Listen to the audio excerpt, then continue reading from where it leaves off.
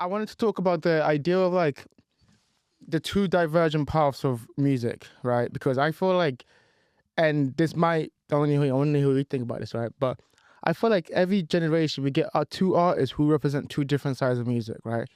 You know, you get, for example, from like you go from like Michael Jackson and Prince. Yeah. You know, like I don't know much about them, but they represent two sides, and one's more artistic, one's more pop and commercial. And it feels like every time the person goes pop and commercial, they're now being they're pushing ideologies which like the kind of like the media or like the mainstream wants to see, and it's never the ideologies that what the people actually need. Same thing with Kendrick. You know, Kendrick and Drake, you could say. You know, Drake pushes this ideology of get girls, get money, whatever, you know. And then I think he's changed from how he used to be at the beginning, which is why I was a massive Drake fan, because at the beginning he was more about his feelings and you know, you see in that perspective. And Kendrick has now stepped into the role of like actually be real, follow God, like you know, be real with yourself, and you know, stand on what you know to be true. What do you think about that? What do you think about the role music plays in the consciousness of people? How do you think it's evolved over time? How do you think we can, or do you think it's a thing where we're trying to wrestle? Is it like a both always trying to wrestle each other? I think that's an interesting question. I think I don't even know where to start with. I think music is always going to be different for everyone. But I guess the main thing is, like, there's so many different artists that I like that there's so many different artists you can listen to. And obviously, like what you're saying, with like Prince and Michael Jackson, I probably listen to more Michael Jackson than Prince. And I think they're both like very artistic. Were very artistic. But I hear what you're saying, and even like in the Kendrick Drake beef, like Kendrick kind of said, "I'm Prince, you're M" type thing. Wait, what did he say? He did say that. He said, when he said Prince outlived Mike Jack, but I mean, there's so many different sides, because you can say that Prince and MJ, you can say those were two like the big titans in pop, and as artists at the time. And people kind of created a rivalry, but they weren't really a rivalry. I remember I was watching recently, Prince had an interview where he was saying that like Michael Jackson wanted to do a song with Prince. What song was it? That would have been sick, bro. Yeah, it would have been sick. I think MJ wanted him to do a duet, but Prince said the first line was like, it was something about, he wasn't trying to say it. He was like, the first line was a bit like, okay, he must have referenced Your Body. They said, why is this the first line if we're doing a duet? It's not making sense. Like, are you talking about my body, like, type thing? So there wasn't really any beef. I think they both admired each other.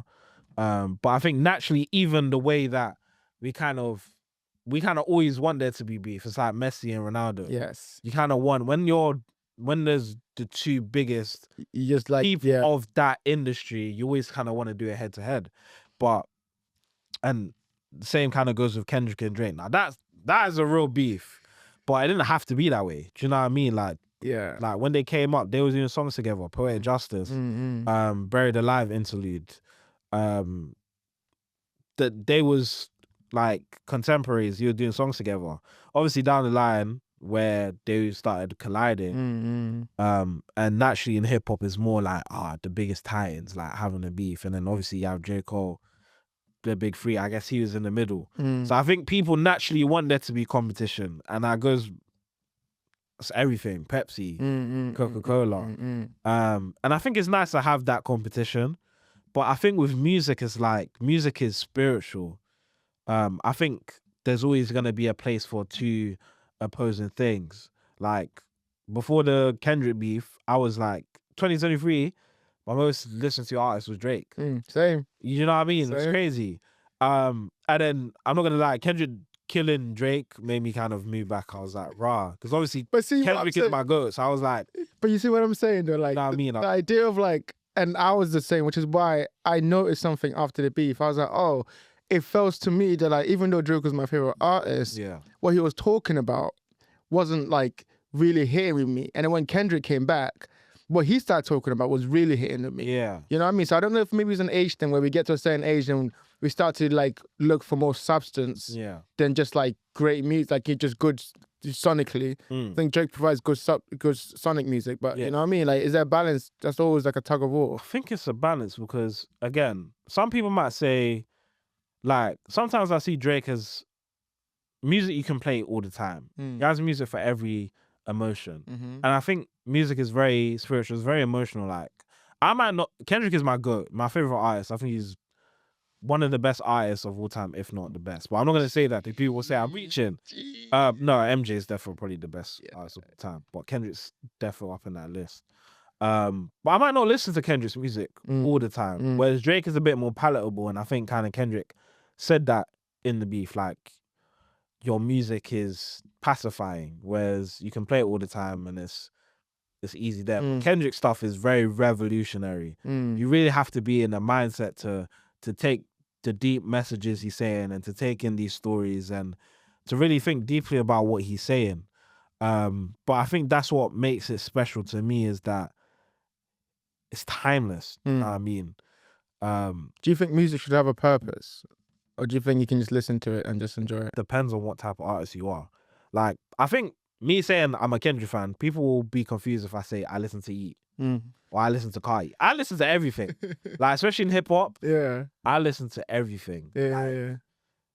There's certain artists I don't listen to, but I will listen to Carti and Kendrick in the same day. I'll listen to Jid and Yeat in the same day. I'll listen to Young Thug and Little Sims in the same day. Like, I listen to Dave and who do I listen to? Lancy or Sench in the same day, because you go through different vibrations. At one moment, I might have mad energy, so before coming here, I might listen to some Yeat to kind of get my energy up. But I might be taking a walk and I might listen to Dave's new album, or I listen to some J. Cole to really, like, a song I like right now a lot is J. Cole Home Soon, or Dave's new album's amazing. Yeah, I listen to Boy You Played the Harp. That's sick. Or, that song is do you know, the last History. Yeah, man. Yeah. Like, so I think that's the thing. I think the biggest thing with music is, if you know, especially like as up and coming artists, if they don't get the time of day, and it's hard because in the game you kind of need money to push it and get on the radio or market and get your video views and do ads, which is like very sad. But at the same time, it's so weird. Like, it's a dichotomy, because some artists are underground and don't get heard of, and there's other artists that can like grind and get them TikTok views and naturally not put a lot of money in. Like DC3, he's kind of naturally built his fan base online, making Christian music and really lyrical, and he's gotten to that million followers. He's winning awards now. He's doing songs with Lecrae and all these big artists, and he's getting them cosigns from Dave. I think he was literally with DJ Mustard at Kendrick's tour. So it's this dichotomy. But I think my thing with music is when you have a message and you're a really talented artist, but you don't get the time of day because, you know, maybe you don't know how to market yourself, or you don't have a manager, or you're not signed to a label, or you don't have the money to really push yourself and promote your product. What do you think about that, though? Like, what do you think about the fact that music has now become a promotional and self-promotional kind of game rather than it is about just about the craft? It kind of, it's difficult because it kind of always was that. It's always had that aspect. Like, you hear artists saying that they had to, back in the day, they had to sign to a label. You had to sign to a label. You don't have the internet to just kind of do it yourself. So you had to be really good to get signed and to have your music pushed out. Like, the label was the most important thing if you wanted to be an artist, because they had the money to pay for your videos, to get you on radio, to get you interviews, to get you played, to get your CD out. So it's a weird like pendulum. And I think now it can feel hard, because I would say a lot of it is anyone can make music. Like, anyone and their mom could be a rapper or a singer and maybe not have a lot of talent but have a lot of clout. Like, there's a lot of people who aren't that talented, but because they know how to market themselves, or they've already built that audience from maybe YouTube or TikTok, that they can now like spam streams. Whereas there's artists I know that are really like really love this, that really have a message, that are really talented, that are struggling. So it's hard. It's a hard game, and it can be sad sometimes. And I do feel like people say that music is dying. I would say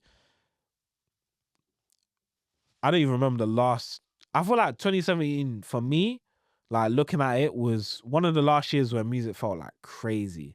And not to say there hasn't been amazing albums since then, but I feel like people say a lot 2016, 2017. Even for me, 2015, especially hip hop, 2015, great year for music.